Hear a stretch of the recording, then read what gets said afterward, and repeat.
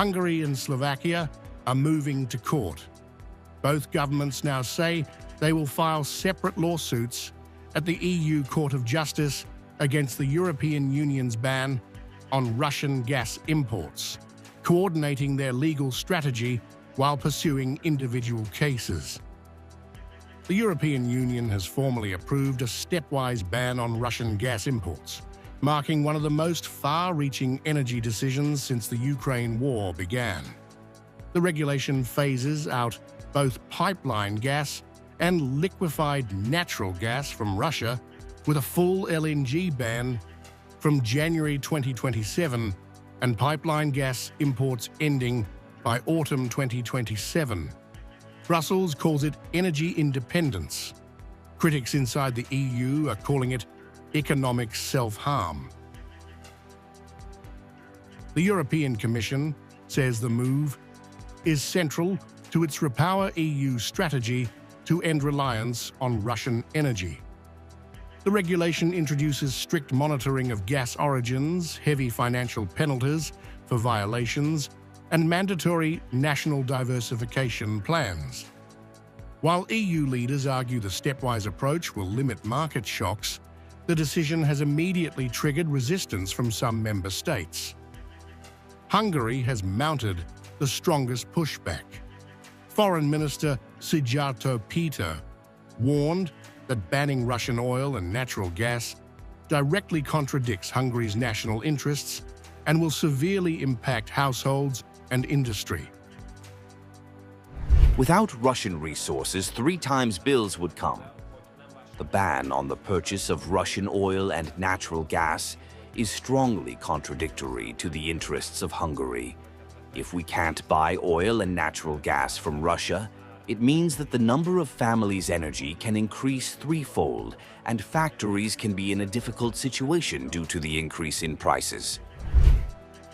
Budapest has announced it will challenge the EU decision in court, accusing Brussels of bypassing treaty rules and national sovereignty by disguising sanctions as commercial regulation. This law is a huge legal fraud because it contains a sanction that would have required a unanimous decision. However, in order to avoid the opposition of sovereign national governments, this decision was hidden in a commercial arrangement. Thus, the majority was satisfied. Moreover, this decision is completely contrary to the European Union's own rules of law, because the European Union's agreement on its operation clearly states that it is up to the nations to decide what kind of energy suppliers they buy and bring. This is a huge legal fraud, contrary to the interests of Hungary.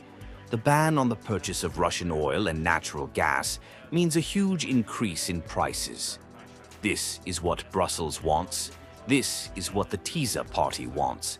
We, however, as a sovereign national government, will stop this. Slovakia's Prime Minister says Bratislava will pursue its own legal challenge, confirming that EU rules do not allow for a joint lawsuit, even as the two countries coordinate their actions. It is not possible to file a joint lawsuit. Each country will file a lawsuit on its own, but it is quite normal that we will coordinate the arguments and reasoning of these lawsuits. Therefore, there is currently an intensive exchange of information, and we will decide in the government on the procedure for when the lawsuit will be filed. We must pay attention to deadlines and everything, what is related to it. And this is the policy I will always pursue. So, this is the stance on Repower EU, which I have repeatedly described as ideological nonsense, as an energy suicide. And this suicide can only be reversed by ending the war conflict. Moscow has seized on the growing divide inside the European Union. Russia's foreign ministry says the ban proves that EU states have surrendered their independence and merely swapped one dependency for another. It's difficult to determine for sure yet whether these are happy vassals or unhappy slaves. Time will tell. But in any case, they have given up their freedom. As the EU presses ahead with the ban, the fallout is no longer just about gas. Hungary is preparing a legal confrontation. Russia is amplifying the narrative of lost sovereignty. And the bloc faces growing questions over price shocks, energy dependence, and political unity. What Brussels calls energy security is fast becoming one of the deepest internal crises the European Union has faced in years.